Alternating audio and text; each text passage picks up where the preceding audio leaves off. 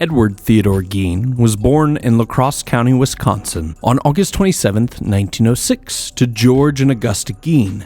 Ed was the couple's second child, their first being Henry George, who was 7 years Ed's elder.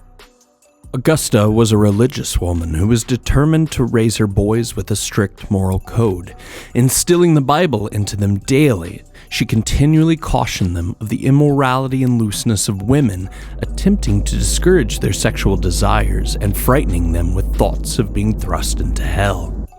She was a very dominant woman that believed her views of the world were always true, and she forcefully imposed her beliefs on her sons as well as her husband. George was an alcoholic with no say in raising his boys. Augusta saw George as a weak man, worthless, and not fit to hold a job, let alone raise children. Augusta had opened a grocery store and brought in enough money to support the family and give them a very comfortable life. In 1914, Augusta had saved enough money to move her family to a more rural area in Plainfield, Wisconsin, a 195-acre farm. She believed it was far enough away to isolate her family from any evil influences. She could not entirely keep her boys from the outside world, though, as they had to attend school. Ed was average in school, but excelled in reading and would often read adventure stories and books or magazines as a way to escape into his own world. He was a shy boy, so high school mates would shun and bully him. When he would attempt to make friends, however, his mother would scold him. This would make Ed sad, but he viewed his mother as the epitome of all good and tried his best to follow her rigid orders. Augusta was rarely pleased with the boys and would often verbally abuse them, making them believe they would be failures like their father. The boys would continue to grow into young adults, only having one another to depend on. Their father, George, passed away in 1940 of a heart attack, leaving the boys alone with their mother. Ed looked up to his brother Henry. He viewed him as a hard worker and a man of strong character. After their father had passed away, the boys would take on side jobs to help financially support their mother and their family farm. They worked as handymen around town mostly, but Ed would also babysit for neighbors and actually preferred that.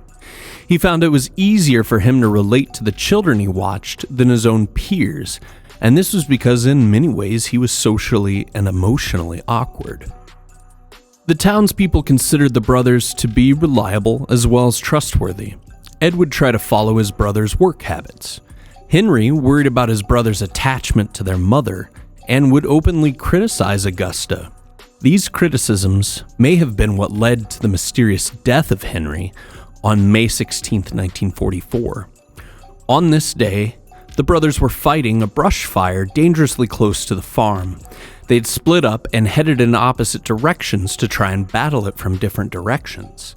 As nightfall came, Ed lost sight of Henry. After the fire was extinguished, Ed was so worried about his brother that he called the police.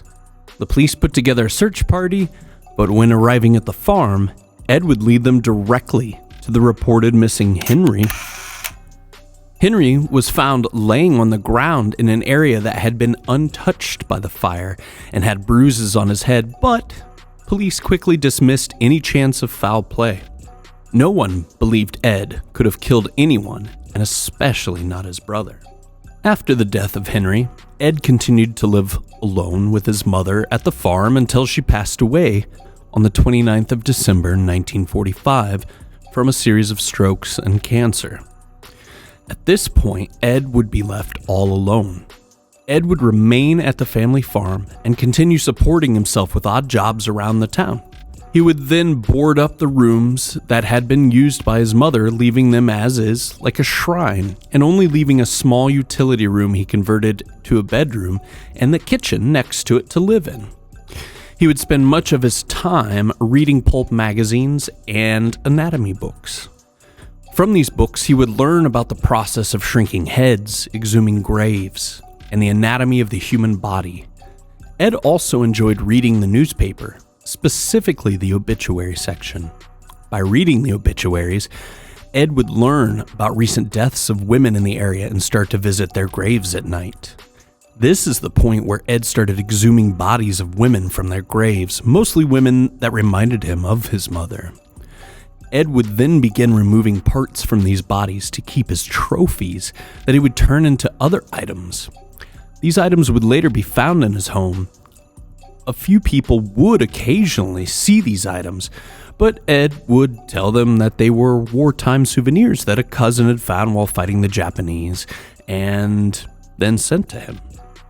His grave robbing went unnoticed for years, and then in 1954, he was forced to give that up when an accomplice moved into a home, and that is when Ed would turn to murder.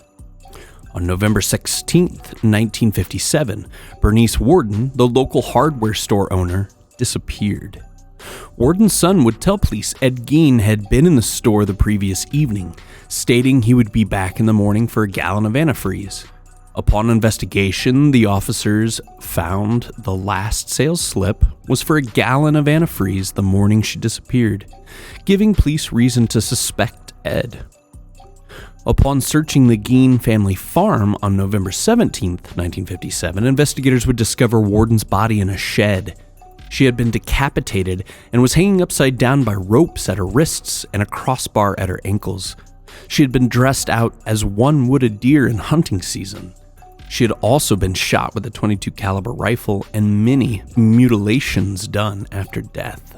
When searching the house, authorities would find 4 noses, full human bones as well as fragments, bowls made from skulls, human skin chair seats, 9 vulvas in a shoebox, skulls on his bedposts, human organs in the refrigerator, a belt made from nipples, a pair of lips on a drawstring of a window shade, and a lampshade made from a human face. They would go on to discover 2 heads in bags, one belonging to Bernice Warden and another belonging to Mary Hogan. There were an additional 10 female heads found that had the tops sawn off. When questioned, Ed would tell investigators he made as many as 40 nocturnal trips to graveyards between 1947 and 1952.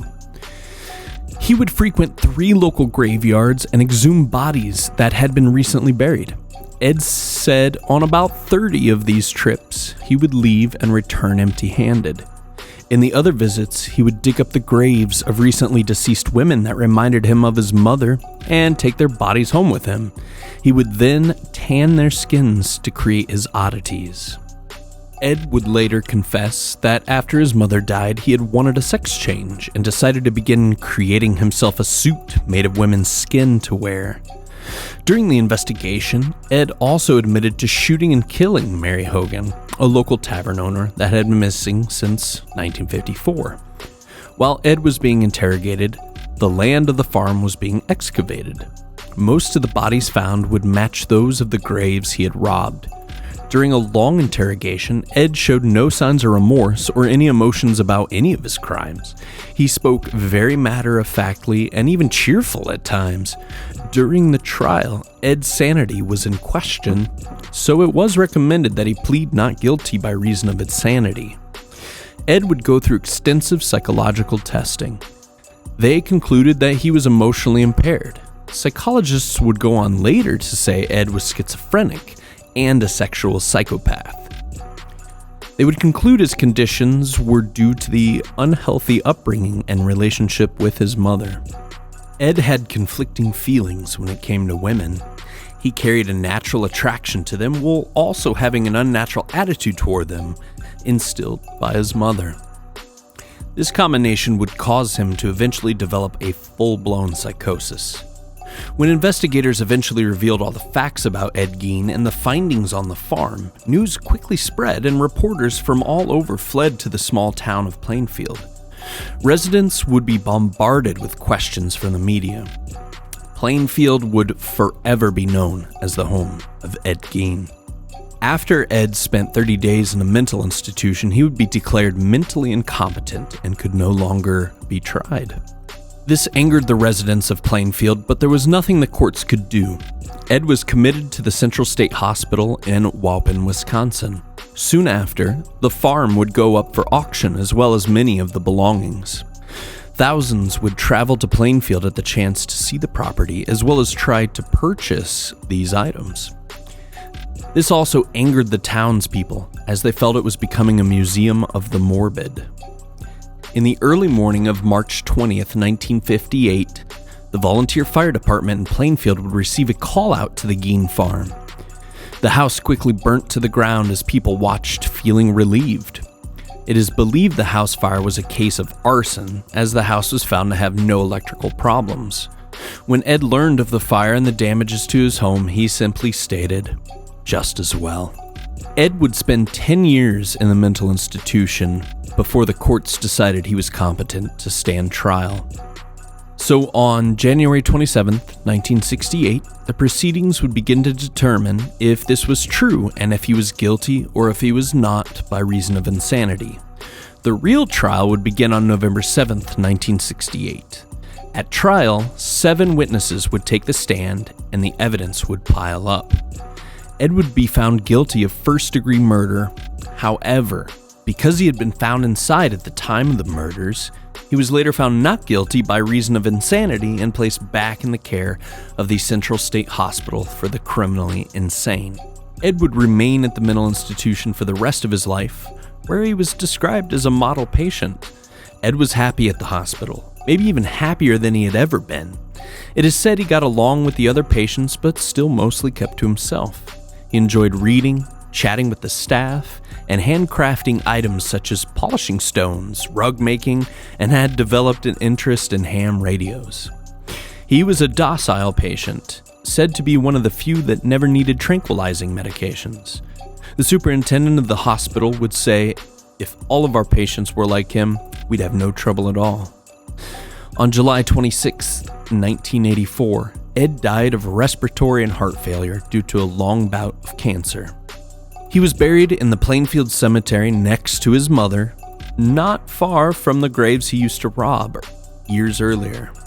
His grave was frequently vandalized over the years, and even pieces of the headstone were stolen by souvenir seekers that would chip away at it.